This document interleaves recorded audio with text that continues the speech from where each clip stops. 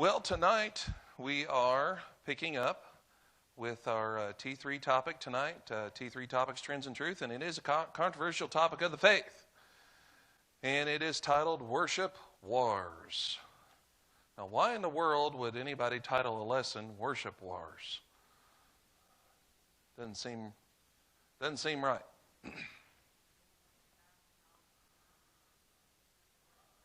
Okay, so battle over the style of the worship service? Okay. Okay.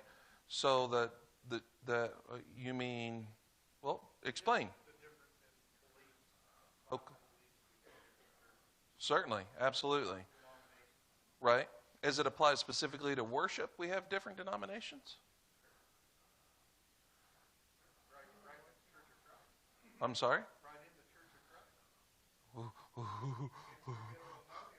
Okay, one thing I just want to make sure we're careful about here, because you bring up a great point, and we're going to talk about that, is within the Restoration movement, be careful not to call it denomination, because we're not a denomination, but you're right. Within what is supposed to be a movement founded on unity, we have division based upon this concept of worship. And so, primarily what aspect? The music, right? Okay, so, but that's the only time that divisions ever occurred within, for the music, right? Okay, so now, typically, you guys have you bringing up some great things. I appreciate that. Typically, when we hear the word worship, we automatically go to what? What's the first thing that comes to mind when I say worship? Singing, music, right? Typically, we think of, when we say worship, our minds gravitate towards music, right? Music. Now, don't take this wrong. I know we have a lot of gifted musicians here tonight that use your talents for the Lord, so bear with me through this. This is not an indictment on music in any way. In any way. What this is helping us to understand what worship is in its pure biblical sense and how we should approach it. But it is true that probably just about everyone here could relate a story about, well, when this day or that day, in this certain congregation that I was in at a certain point in time, oh boy, we had a big discussion over the style of music, right? So if you guys can take me back a few years, let's say the 70s and 80s, what were some of the developments within music that were some hot button topics in the church? Beth? Piano, the guitar, so the actual instruments themselves, okay. Paul?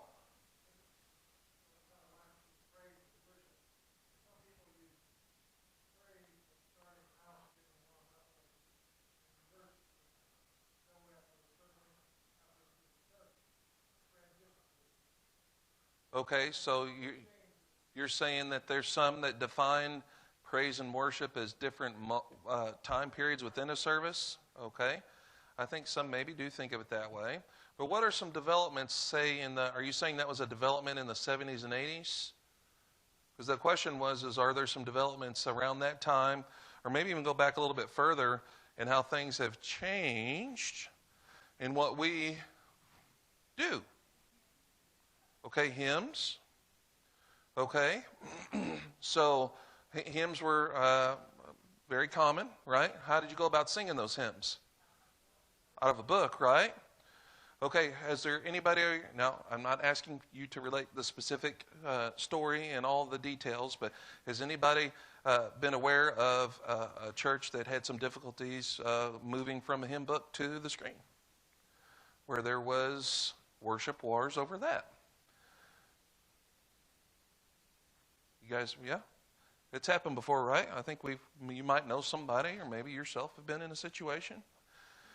We all have a lot of different backgrounds and things we've been exposed to in our lives.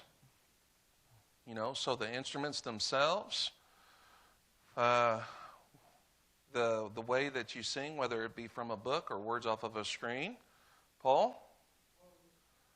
Okay, the style of clothing? That's a subject for another night, actually. It really is. Yeah, so we're not going to chase that rabbit here tonight, but that's a good topic. That's a good topic. But how one comes to the worship assembly and what they wear is, we're not going to focus on that so much tonight, but that does bring up that's another controversial topic of the faith that we will address one night. So, your first blank there, more than what? What do you think I've got there? More than what? We're on our topic of worship. More than one service? More than what? More than one way? More than tradition? Okay. All good things. What I have written on my paper here is that worship is more than music. Because that tends to dominate our thoughts, doesn't it, on this subject? It is more than music. It is more than music. So, interesting quote here. Random churchgoer said, "I really didn't like worship today, and I'm growing to like Francis Chan more and more." If you read some of his stuff, he's restoration minded and doesn't even know it. He said this, "That's okay. We weren't worshiping you."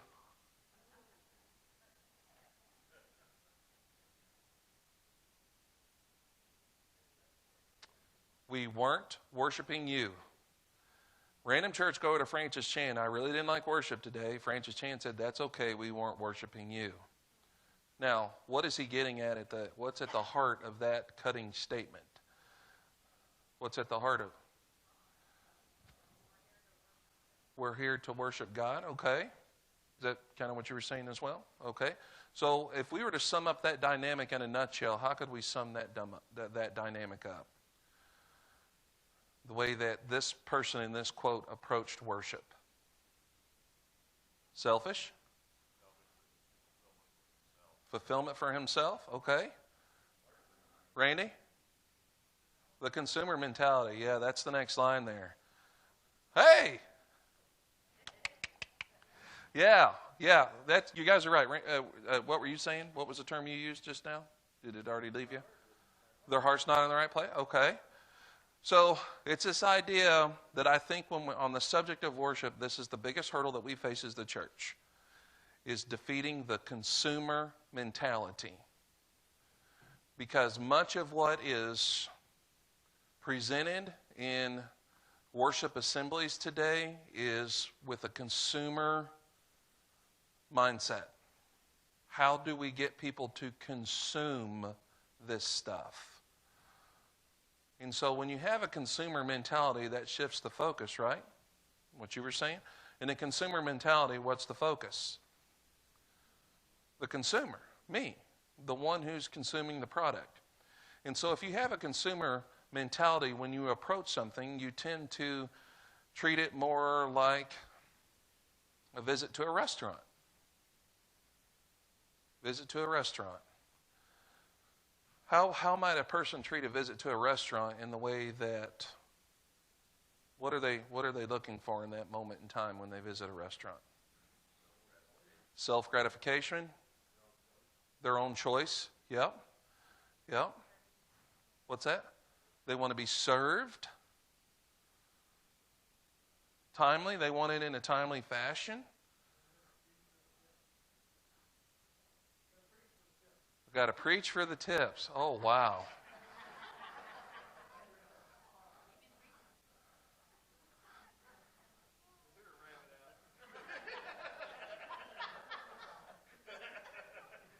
I'm just trying to think if this could work out to my advantage or not. Probably not. Well, probably not.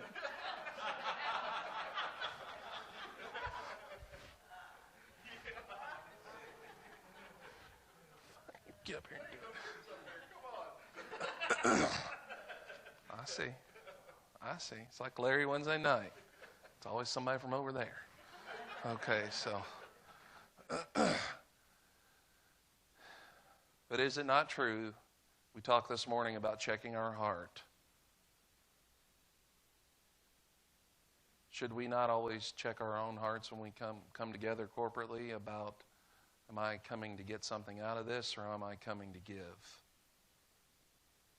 Am I coming to offer worship, or am I coming to get what I need, what I want, how I want it? Man, is that not a battle?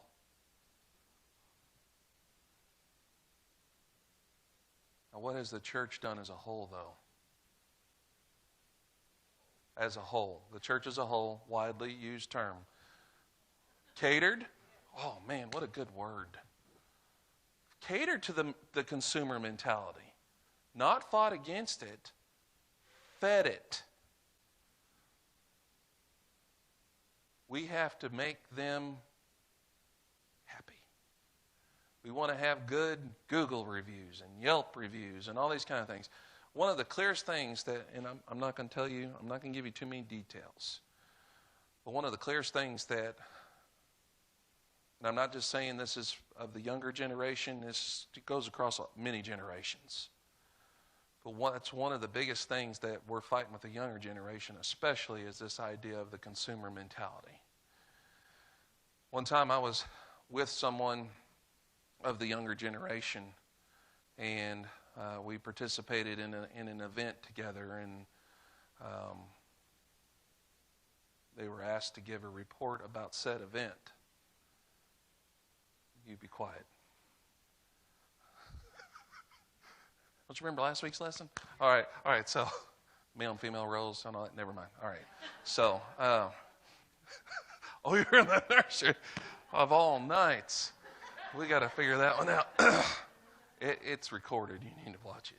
All right, so I'm just kidding. So basically, when this person was asked to report on it, it wasn't about what they invested in it. It was about, well, I like this. I don't like that. They need to do better here. It was a Yelp review. And this was a worship-based thing that they were participating in, and that's how they approached it, as a Yelp review. This is what I liked. This is what I didn't like. This is the way they do better. You guys know, everybody know, am I connecting with Yelp here, or Google reviews, or TripAdvisor, or anything where you're asked to look at reviews? Okay, have you ever bought anything online? Okay, do you ever read the reviews? Okay, reviews of said products. So this mentality is pervasive, and it's something that I think Satan has duped us into participating in. And it's something that as a leadership that we have to be careful of, is that we don't cater to the consumer mentality. So what happens in corporate worship that feeds this, that caters to the consumer mentality? What have you seen out there in the world today that you're aware of, as far as the church is concerned, that would feed the consumer mentality? Entertainment. So rather than participation, it's entertainment. And I don't know if you're kind of like me, you might come across different articles and things, and there's a lot of articles recently that I've been seeing about the decline of people actually singing in worship, in the worship service. Well, why would there be a decline? Because they're watching. They're being entertained. And so we have to find that equilibrium, right? As far as leadership, is we want to bring people into that moment rather than entertain them in that moment. And so ultimately at the end of this lesson, we're going to get into the essence of what worship really is. And I'm pretty confident that we're going to mess the schedule up here. This is going to be a two-parter.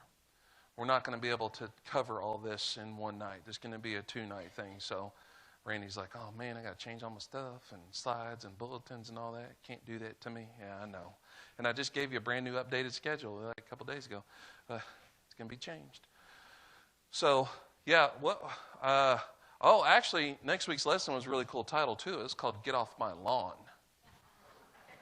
But we'll do that one coming up. Yeah.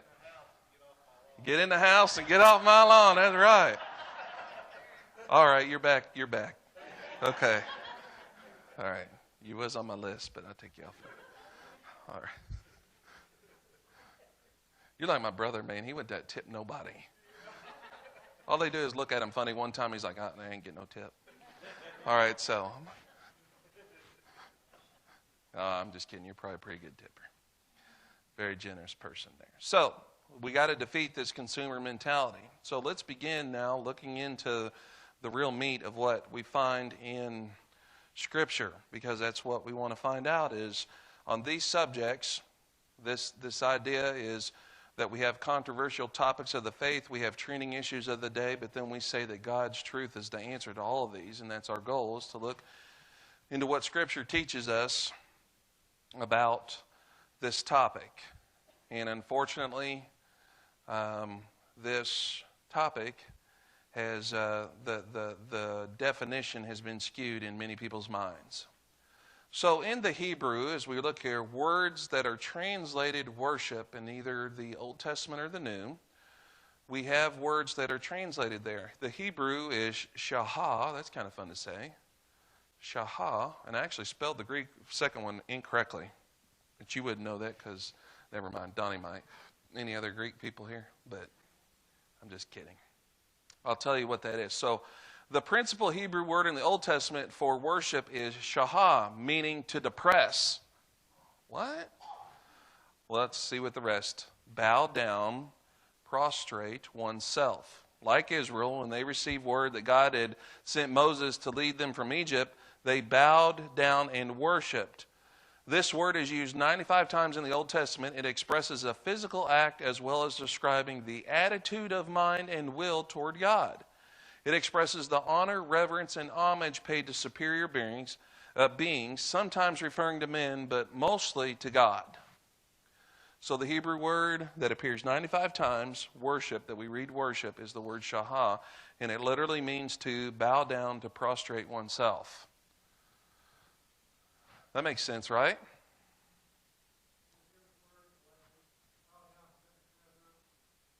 What's that? Yes, that's exactly it. Yep. Yeah, where he's saying to bow down, that would be that word, yes. Yeah. A different word? Oh.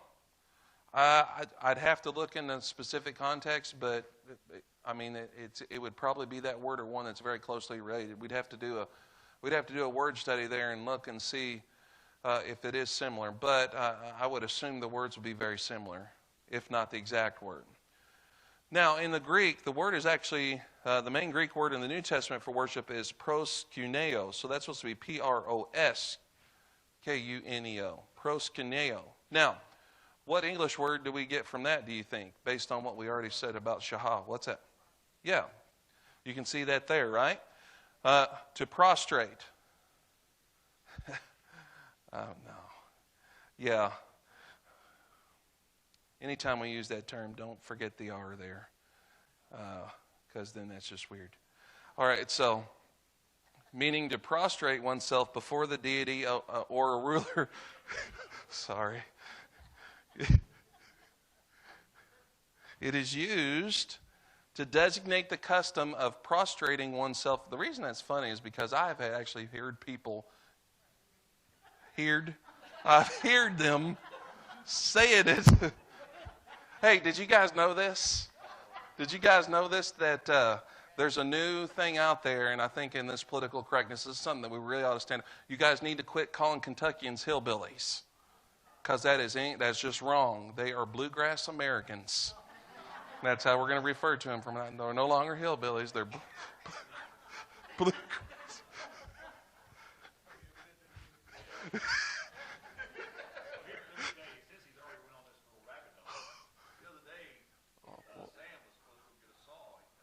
Oh.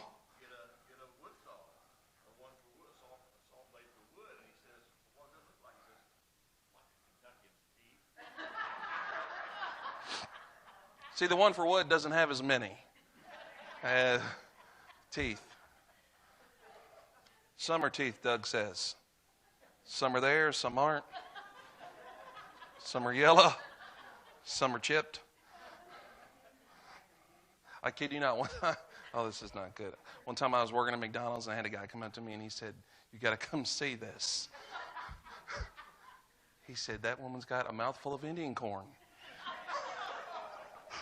Oh, I was like, "Oh my goodness." All right. All right. Can you edit this out, Randy? All right. All right. So, it wasn't corn. It was. All right. Okay. So it is the custom of prostrating oneself before a person. Doug, you need to get us back on track. Kissing his feet, the hem of his garment, the ground, etc. The Persians did this in the presence of their deified king, and the Greeks before a divinity or something holy. This word is used 59 times in the New Testament, that is proskuneo. An illustration of its use in 1 Corinthians 14:25 says, "He will fall down and worship God." Like its Hebrew equivalent, shahah, proskuneo may be used for homage paid to men or to God. The idea of bodily prostration is less prominent in the New Testament, and the idea of humble submission of mind, soul, and body is emphasized. Now, there's another Greek word for worship is latreio, right? Latreio. Now, this word means to serve in the sense of carrying out religious duties. Now, what word in the English language that actually is tied to worship do you think latreio is the root of that gives us an English word? It's not one we use very much in the Christian Church, Church of Christ, but it is used in high church, Catholic Church. The word latreio gives us an English word. Labor. Say it. Oh, you almost had it. Oh, it sounded like you were getting ready to say it. We get the word liturgy. Okay, what's a liturgy? Say it again. Actually, that would be like a what's called a responsive reading, but that does take place within the liturgy. I know I said it's mainly in high churches, but we have liturgical service here too. All right, don't nobody look. What's the first thing we do on Sunday morning? At the 10 a.m. service, what's the first thing we do? We do welcome, and what do? We sing a short song, and then we sing what? 3 songs, and what do? We have communion song, and the guys come, all right, then what do? Sometimes somebody sings, right? Then there's preaching, and then there's an invitation, and then there's prayer. Then we have announcements and a closing song, right? That's a liturgy. It's an order, yeah. See, liturgical is very, now what's different is in a denominational structure where you have a liturgy that is prescribed and you may not deviate from it.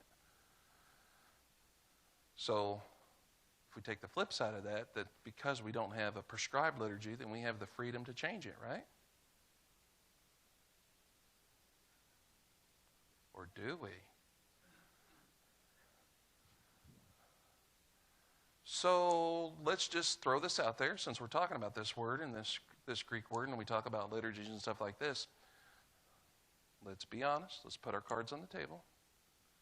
What if the group that showed up here today showed up and it was completely different? Randy? How do you think most people would respond to that? Would it be, confusion?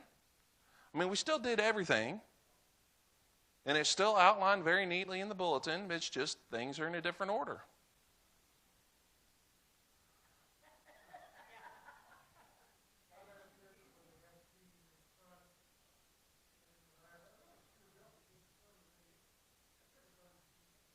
You mean communion in the front of the building or at the beginning of the service? Okay. At the end of the service, okay. So that, okay. So, I mean, you guys see what I'm saying here? Is that, I mean, let's be honest, it would make some of us very uncomfortable. But biblically, would it be wrong if we changed everything up? Now, is there a certain way to go about it that we don't ruffle? I mean, is there a way to go about it that wouldn't cause as much? See, it's a lot of time in the implementation of such things that we can remove a lot of the things, and so that's a big part of leadership and understanding how to make these changes. But this word latreuo means serve in the sense of carrying out religious duties. This is Paul's idea in Acts 24:14. But this I confessed unto thee, that after the way which they call a sect, so serve, worship also I, the God of our fathers. This word is used 11 times in the New Testament. So, now we have this English word now that comes up from Old English when we talk about words that are translated worship. In our English Bibles, we have the word worship, but where does that come from? It doesn't look like it comes from shaha, proskuneo, or latreo. I mean, normally you can find the etymology of a word. It doesn't look like worship comes from any of those, does it? You guys think that this Old English word, Skype? Anybody? Or the Skippy? I mean, I'm not sure how it's pronounced, but where do you think the etymology of that word is? Do you think it's based in these Greek or Hebrew words?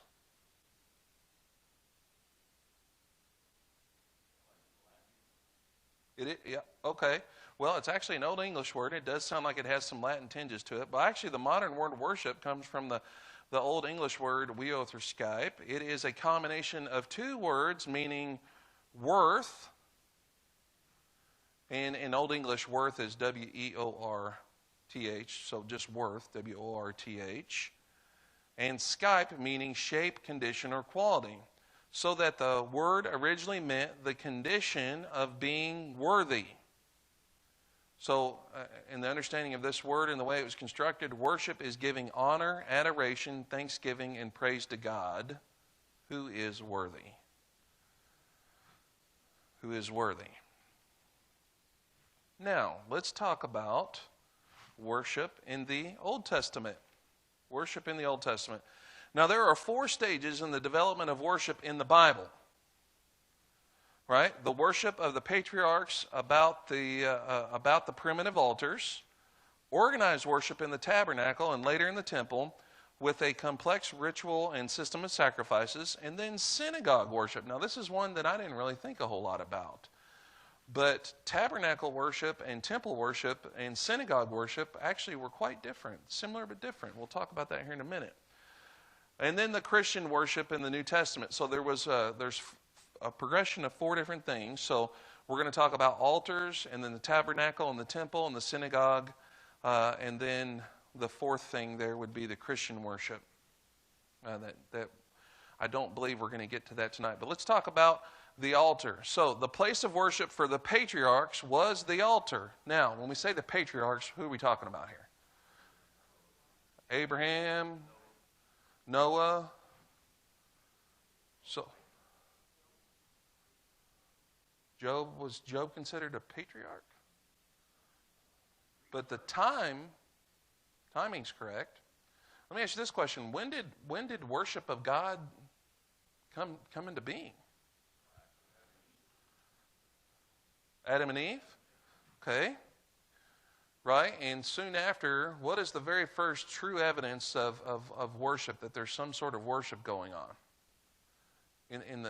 Yeah, go ahead. Yeah, absolutely. So what were they doing? They were giving offerings, which is a form of worship. One was acceptable, one was unacceptable, right? And we know what happened after that. Sin was crouching at the door. So we know that they're in the patriarchal time. See, we don't have a whole lot to go on as to how they worshipped, but we know that they did, but we do know about these altars. that the place of worship for the patriarchs was the altar. So when the patriarchs, we need to go back to Adam. Certainly. Adam and then his descendants up, and typically we think of ones like Abraham and that kind of stuff. When it gets up around, it's a little more defined by that point in time. So these altars consisted of a mound of earth or a pile of unhewn stones. They had no fixed shape, but varied with the materials used. The altar might consist of a single rock or large stone. We see that in Judges and 1 Samuel, or a number of stones. We see that in 1 Kings. They were built on high places with a ramp up to them. Steps were forbidden for the purposes of modesty. That's an interesting thing. I did not know that. Exodus 20:26.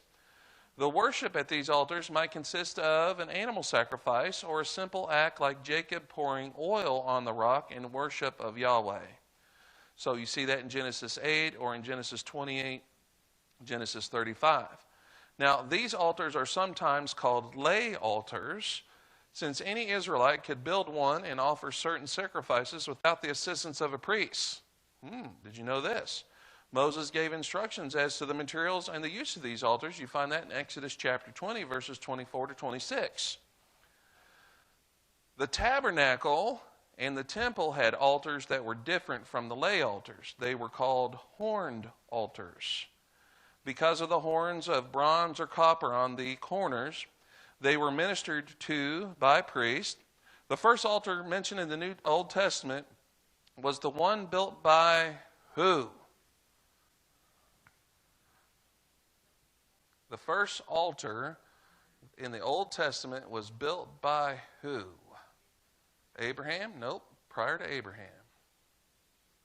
Say it. Noah. Yeah, Noah, right? When did Noah build an altar? Right? He built one, right? Yes. Built by Noah. Built by Noah.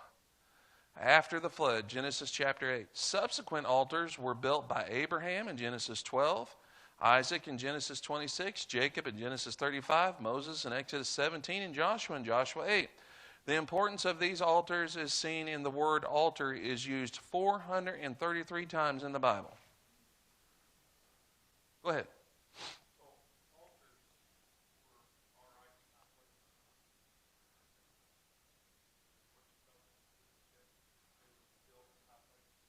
Yes. Are you talking about high places later on being a bad thing? Certainly. Yes. Typically that was a...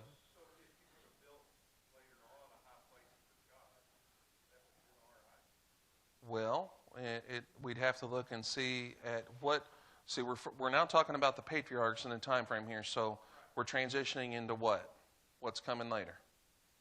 The temple, right? Did things change in and around the temple and the tabernacle? Yeah, so things changed drastically. Now, what we read there earlier about the lay altars, I think was out of Exodus 20, right? So Moses gave instructions as to these materials and the use of these altars in Exodus 20 and 24 through 26. So you could read there about that, and then if you wanted to do a little bit more. Like on a hill? Okay.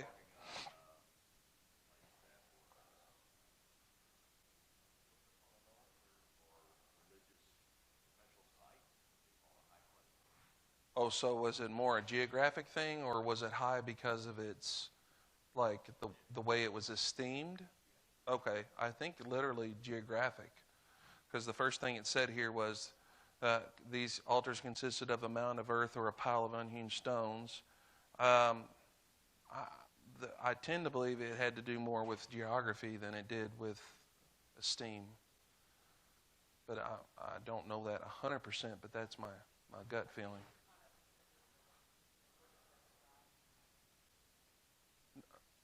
Are they what?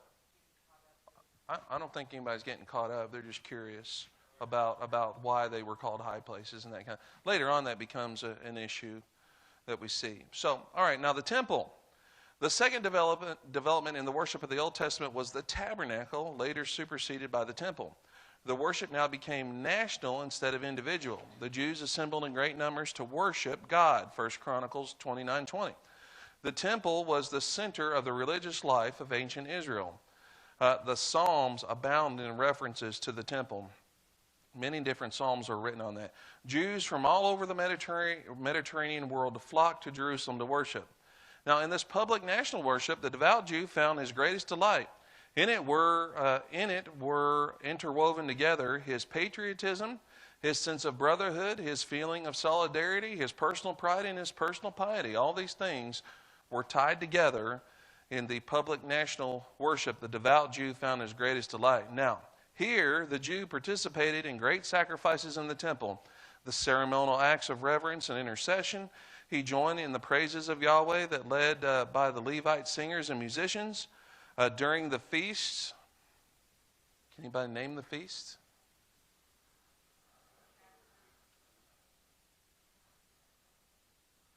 Yeah, right? Can anybody? Passover, unleavened bread, tabernacles, what, first fruits? Yeah. Yeah, so these were some, yeah, absolutely. You guys you know these pretty well. That's cool. So you have Passover, Pentecost, the tabernacles, etc. There were others. The Jews relived the great moments of his nation's history and taught his children of God's mighty acts of mercy. On the Day of Atonement, he joined in the national penance of seeking for God's forgiveness. Prayer was a vital part of worship in the temple. So we started out with these altars and the way that worship kind of began, and then it transitioned into very specific national kind of a thing that was involved in and around the tabernacle and the temple. And now we see a development where it moves to the synagogue. The latest development in group worship in the Old Testament was the synagogue. The synagogue, literally gathering place or place of assembly, was the name applied to the Jewish place of worship in later Judaism and outside Palestine. It is supposed to have originated during what was the period of time when synagogues became to be? When did this dynamic come to be? Okay, prior to that,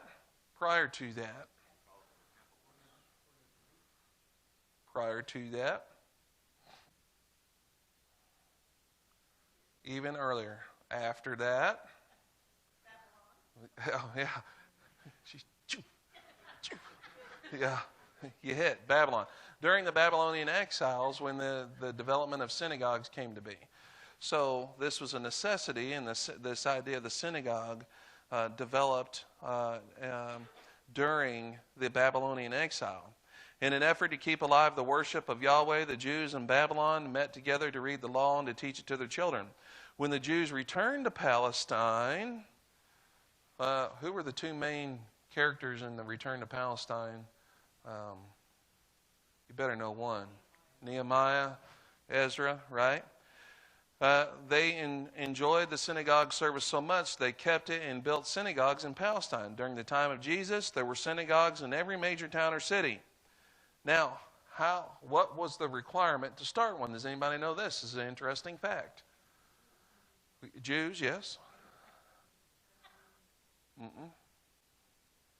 There was a basic requirement to start a synagogue. You needed this. Priest, rabbi? Was that meant to communicate something? Oh, okay. You needed 10 families. They continued to worship in the temple also. So they had the synagogues, but then they would do stuff in and around the temple too. We know that occurred. There were synagogues present when Jesus was alive and doing his thing, as well as the temple and what was happening there. The appeal of the synagogue was its informality and emphasis on the study of the Old Testament. The services were simple, presided over by a man called a ruler or elder. It became the educational and social center of the community as well as the religious center. It was a tremendous force in the teaching the Jews as well as spreading the teaching of Yahweh to the Gentiles. We don't typically think of synagogues as being centers of outreach, do we? But they were. The synagogue service consisted in the recitation of the Jewish creed called the Shema. Anybody know the Shema? Ever heard of the Shema?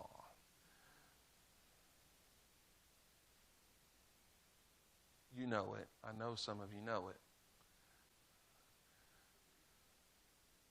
It's a creedal statement. Hear, O Israel, the Lord our God, the Lord is one. That's the Shema. Yeah. So, hear, O Israel, the Lord our God, the Lord is one. So, they consisted in the recitation of the Jewish creed or Shema, followed by a ritual prayer, and concluding with a period of silent prayer by the people. Then a reader read the scriptures, some from the Pentateuch and some from the prophets. A sermon followed the scripture. The service was closed with a blessing if a priest were in attendance. If not, a prayer was substituted for the blessing. The synagogue, now think of it, okay. Think about what we just talked about here. And I want you to kind of think of God's plan. God's desire is what he's wanting to happen. Anything about what we just talked there seem familiar in any way?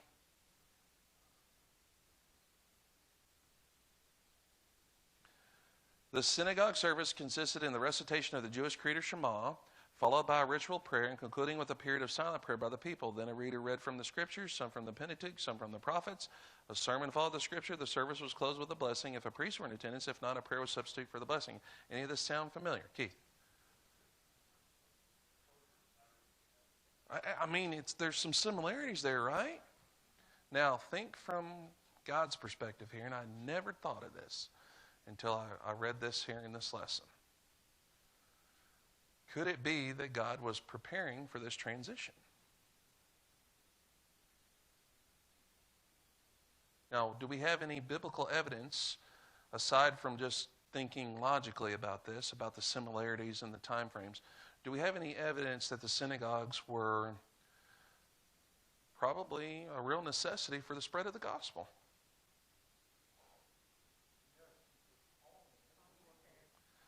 Where did they always go? When they always started where? When they went to a new town. Why? There was people there that they had very much had some things in common, right?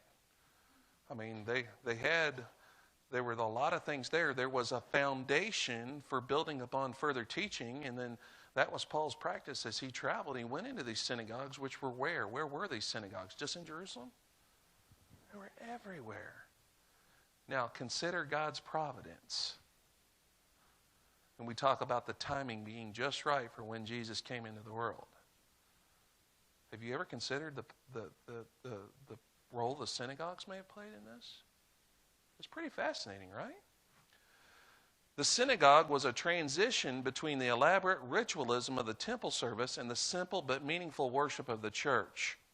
The synagogue furnished the Lord's apostles and preachers a place to speak and was a great help in preparing the Gentiles for Christianity by the teaching of the one true God. Very interesting, right? Go ahead. He was in the temple. But we know that Jesus went into the synagogues many times. Yeah. He did enter into the synagogues and teach. And one time, either he read from Isaiah in the synagogue and said, "Today this has been fulfilled in your hearing."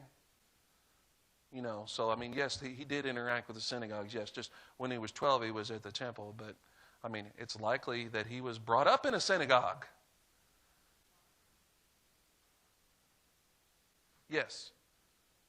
No such thing.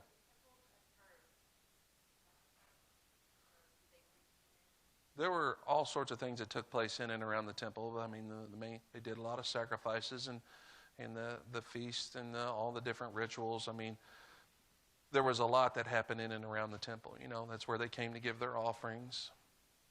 There was singing and different things that took place, and all sorts of corporate worship things that happened in and around the tabernacle and the temple. Lots of different things.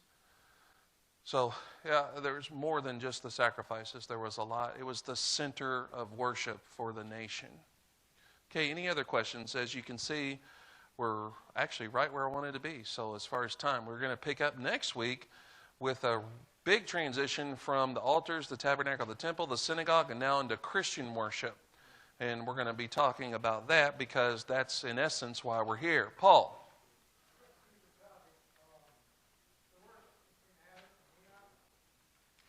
The worship what? Between Adam and Enoch? Okay. You mean what did they do? Yeah, there's not a lot there. I mean, other than what we find that, like with Cain and Abel, and that they were they were giving offerings and things like that. So, but we do know that they worshiped God in some. What was prescribed by God to them?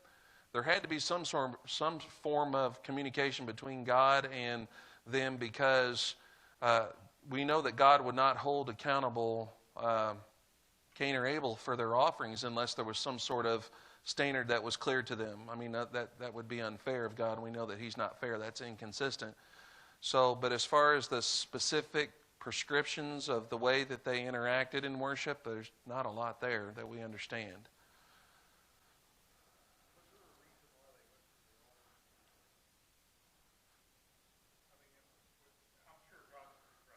Okay, so let's think about what's happening, right? They started out basically with Abraham, right? And then from that point forward, we talk about the development of what happened when they went into the Egyptian captivity and then came out of that. We're talking about God preparing a nation now that's going to come out and, in essence, supposed to be God's people that would proclaim His word to all the nations, and so that changed things at that point in time, and God prescribed the law through Moses. So it's basically what God prescribed and planned that changed things.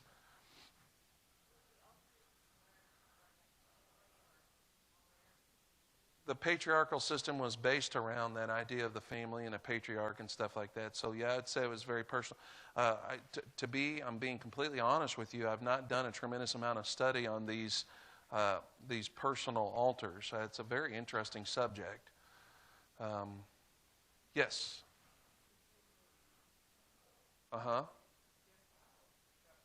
Right. The court of the Gentiles. It sounds like possibly yes. That's another great thing. Does anybody have any information about the Gentiles' access to the synagogue? It sounds like a good study too, because, I mean, Denver Sizemore here seems, without very many details, to indicate that indeed was the case, that Gentiles were welcomed in some form or fashion, that they were taught about the one true God. It might have been that they might have been more open to proselytizing than things that were happening in and around the temple. Right, yes. And I almost get the sense that was more of a barrier than a place that welcomed, But again, that's a great subject. Great questions.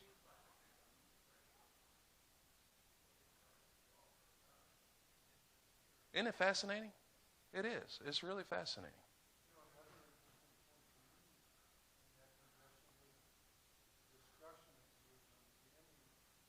Of the temple. Right. Which makes a strong case for Hebrews being written prior to 70 AD, the book of Hebrews, because there was nothing to go back to, then why write? You know what I'm saying? But there was still something to go back to at that time. But then, at that point in time, I mean, remember that phrase that we talked about, that for the Jew, that it was their patriotism, it was their piety, it was their life was what happened in and around the temple, and now it's been destroyed again. You know, and this was the final time it would be destroyed.